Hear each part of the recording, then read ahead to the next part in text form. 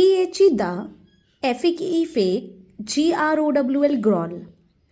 THE दा और दी। पहली बात तो ये जानेंगे कि दा क्या होता है। ये एक तरीके के आर्टिकल्स होते हैं, ए एन दा। ओके, तो ए और एन और दा, इनमें क्या सिमिलरिटी होती है? ये तीनों जब भी यूज होते हैं, ये जब भी यूज होंगे, ये हमेशा एक चीज के लिए यूज होंगे।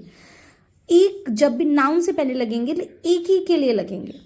अब ए जो लगता है वो डेफिनाइट नहीं होता है, वो इनडेफिनाइट होता है। जो दा होता है वो हमेशा डेफिनाइट के लिए लगता है। अब आप कहेंगे ये डेफिनाइट और इनडेफिनाइट क्या है? फॉर एग्जाम्पल लेते हैं, दा मैं अगर यूज कर रही हूँ तो मैं देखूंगी कि आप जैसे स्कूल है, स्कूल के अंदर जो आपका प्रिंसिपल होगा वो एक ही होगा, तो मैं इसे क्या लिखूंगी? द प्रिंसिपल, क्योंकि वो एक ही है। क्लियर है? ठीक है, तो टू द प्रिंसिपल, एप्लीकेशन में भी ऐसे लिखते हैं ना, टू द प्रिंसिपल। दा क्यों लगाते हैं? क्योंकि वो एक ही है। ठीक है, और एक ही है का मतलब हम जानते हैं हम किसको लिख रहे हैं। सेम ए भी एक ही के लिए लगेगा। अगर मैंने बोला अ गर्ल और मैंने बोला द गर्ल। एक और एग्जाम्पल लेते हैं, मैंने बोला I am going to watch a movie and I am going to watch the movie. A movie अगर मैंने लगाया है, इसका मतलब मैं मूवी तो देखने जा रही हूँ, लेकिन ये नहीं पता कौन सी मूवी देखने के लिए जा रही हूँ। और अगर मैंने दा लगाया है, I am going to watch the movie, इसका मतलब मुझे पता है मैं कौन सी मूवी देखने जा रही हूँ। तो सेम ऐसे ही अ गर्ल द गर्ल, इसमें हम जानते हैं, यहाँ पर हम नहीं जानते हैं, ये इनडेफिनाइट है। और डेफिनाइट मतलब क्या होता है? जिसमें हम जानते हैं ये कौन सी लड़की है और इसमें कौन सी लड़की, ये जो लड़की है ये नहीं पता है यहाँ पर ये कौन सी लड़की है। तो यहाँ पे बोलेंगे the fake girl, a girl and the girl. अब इसमें हम बात करते हैं MIGHTY, माइटी लायन, एक शक्तिशाली शेर जो कि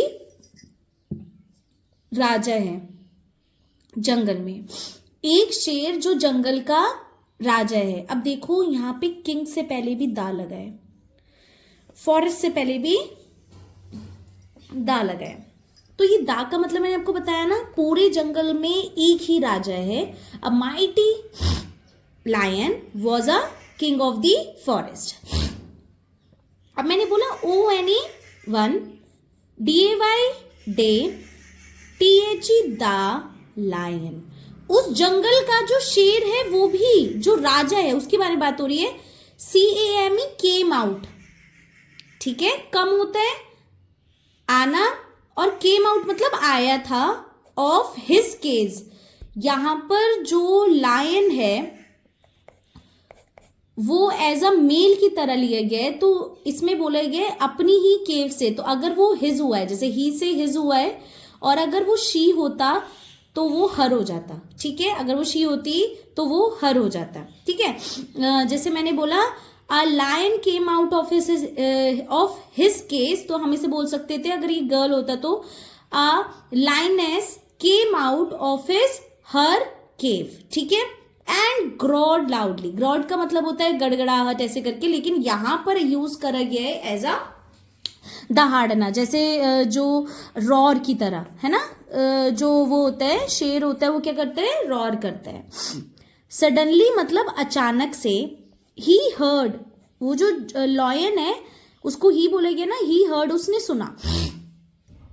अब आप समझिएगा, इन्होंने अगर ये लिखते ही हियर, वो सुनता है ना, लेकिन ही हर्ड, उन्होंने ईडी अगर किसी भी वर्ब में लग गया या उसकी वर्ब जो चेंज जाती है तो वो सेकंड फॉर्म में जब चेंज हुई, इसका मतलब वो करता था। तो ऐसा ही हर्ड, उसने सुना था a growl, roared coming out of his cage, उसकी ही केम से, मतलब उसकी ही हर्ड, उसने दहाड़ने की आवाज सुनी जो आ रही थी उसी की ही केव से। अब वो बोलते हैं हु इज इट, कौन है? What are you doing in my cave. अब इधर समझिए, यहां पे बोला ही हर्ड, मतलब उसने सुना था। अब यहाँ पे लिखा है व्हाट आर यू डूइंग, मतलब जिस भी जगह पे ING लगता है इसका मतलब वो काम हो रहा है, और जिस जगह पे ED लगता है उस जगह पे वो काम हो चुका है। तो सॉरी, वो काम होता है, होता था पास्ट में। तो इसका मतलब देखो, जैसे मैंने बोला ही हियर, ये सुनता है, तो ये अकेला है तो इसकी वर्ड में एस लग जाएगा। सेम ऐसी वो सुनता था तो ही हर्ड, ही हियर्स वो सुनता है, ही हर्ड वो सुनता था, वॉट आर यू डूइंग अगर वो हम ये कहते हैं कि वो सुन रहा है तो ही इज हियरिंग। इसका मतलब आईएनजी वाले वो वर्ब्स होते हैं जो कि जो काम हो रहा होते हैं कंटिन्यू फॉर्म में बताते हैं, और हर्ड वाले वो होते हैं जो काम हो चुके हैं। तो वॉट आर यू डूइंग आप क्या कर रहे हो, इन माई केव में, आप मेरी केव में क्या कर रहे हो, केव मतलब गुफा, आप मेरी गुफा में क्या कर रहे हो, कम आउट बाहर आओ, येल्ड वो चिल्लाया था, जो लायन था उसने चिल्लाया था। ठीक है, एक एक चीज समझ में आ रही है। अगर ऊपर से नीचे कहीं भी चैप्टर में कोई भी प्रॉब्लम आता है तो comment down and I will going to help you. He again heard उसने दोबारा सुनी, someone repeating his word, he again heard उसने दोबारा सुना कोई, समवन। अच्छा देखो जैसे हम बोल सकते हैं सम बडी और समवन दोनों का मतलब क्या होता है, सेम होता है, एक किसी कोई ने भी क्या किसी ने भी ऐसे करके दोनों का मतलब सेम होता है। ठीक है, अब आप एक बात बताइए, जो समबडी होता है और समवन में डिफरेंस क्या रह गया, फिर क्यों लगता है ये बडी और ये लगता है वन। ये होता है फॉर्मल के लिए यूज, जो आपके लेटर्स हो गए, स्टोरीज के लिए हो गए, कन्वर्सेशन में जो हम यूज करते हैं, फ्रेंड जोन में, इनफॉर्मल में वो हम बडी लगाते हैं, कहते हैं ना यू आर माई बडी, तो काइंड ऑफ फ्रेंड। और समबडी उधर यूज होता है, समवन मतलब फॉर्मल में। तो ही अगेन हर्ड उसने दोबारा सुना, समवन कोई रिपीट कर रहा है उसी के word, his word, from inside his cave उसी की केव में से। The lion was now scared जो लायन था अब क्या हो गया, डर गया। आप समझ रहे हो, यहां पे क्या बोला है, अ माइटी लायन, एक शक्तिशाली लायन, लेकिन शक्तिशाली तो वो है वो राजा। राजा क्या होता है, जो किंग होता है, किंग की क्या प्रॉपर्टीज होती है, किंग की प्रॉपर्टीज होती है उसके पास पावर होती है ना, और उसके पास मनी होती है, उसके पास स्ट्रेंथ होती है। लेकिन अगर वो किसी चीज से डरता है, वो डरता किससे, कि कोई उसकी कुर्सी ना छीन ले।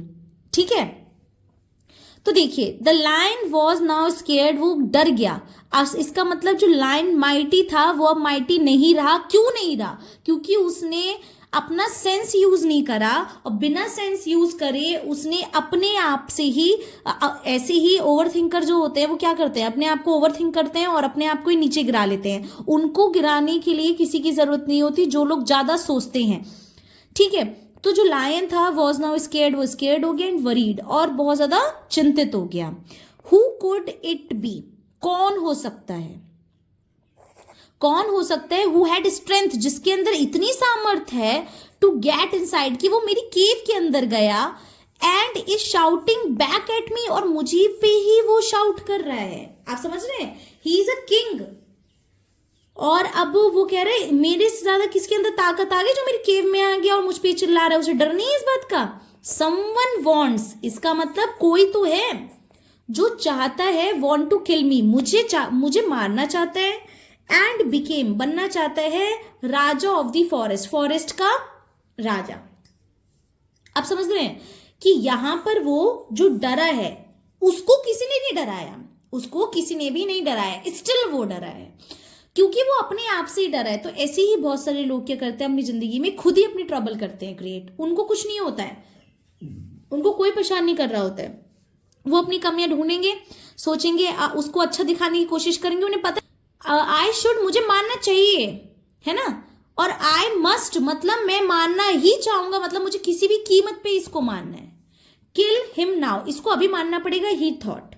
अब उसने वो क्यों, एज ही स्टूड ये खड़ा हुआ था बाहर, outside of his cave, and wondering घूम रहा था, हिज मिनिस्टर मतलब उसकी गुफा के बाहर एक मिनिस्टर घूम रहा था जो उसी का मिनिस्टर था। अच्छा, मिनिस्टर जो होता है वो चालू होता है ना, राजा तो पावर स्ट्रेंथ मनी चीज में लगे रहते हैं, मिनिस्टर चालू होता है। यहाँ पे देखो फॉक्स चालू है नहीं है, तो जो उसका फॉक्स मतलब जो मिनिस्टर था वो आसपास वहां पे उसकी गुफा के बाहर वंडरिंग मतलब घूम रहा था। उसने उसको देखा, सॉ हिम देखा, एंड सेड बोला, मेजेस्टी है ना, don't be scared, don't be scared मत डरो, इट इज ओनली, ये सिर्फ एक इको है ऑफ योर वॉइस, आप जो वॉइस बोल रहे हो ये उसी का इको है। दैट यू कैन हियर, जो आप सुनते हो, है ना, जो सुन सकते हो वो आपकी वॉइस का इको ही है। जैसे आप पहाड़ों में जाएंगे ना, पहाड़ों में जब जाएंगे तो आप कुछ भी बोलेंगे वो चीज रिपीट होके आपके पास आएगी, तो वो इको है। अब आप देखो, वो उसको अपनी कुर्सी का या किसी भी चीज का इतना डर था कि उसको ये सेंस वाली बात समझ में ही नहीं आई है। ठीक है, तो मैं ये सोचती हूँ और मैं ये आपको कहना भी चाहती हूँ, ताकतवर इंसान को अगर कोई मार सकता है तो सेंस वाली चीज है, इसका मतलब उसको अपने सेंसेस को भी स्ट्रॉन्ग करना चाहिए, है ना। अपने आप को ज्यादा जज करते करते इतना मत गिरा दीजिए कि दूसरों को जरूरत ही ना पड़े। हाँ, जैसे इसके पास तो फॉक्स था बताने के लिए, अगर नहीं होता तो ये लाइफ टाइम परेशान रहता।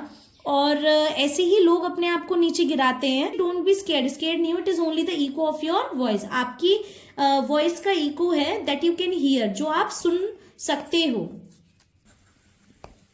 पीछे लिखा हुआ था ना देयर, तो मैंने यहाँ पे कंबाइन कर दिया कि आपको समझ में आए। There is no enemy inside, अंदर कोई भी दुश्मन नहीं है।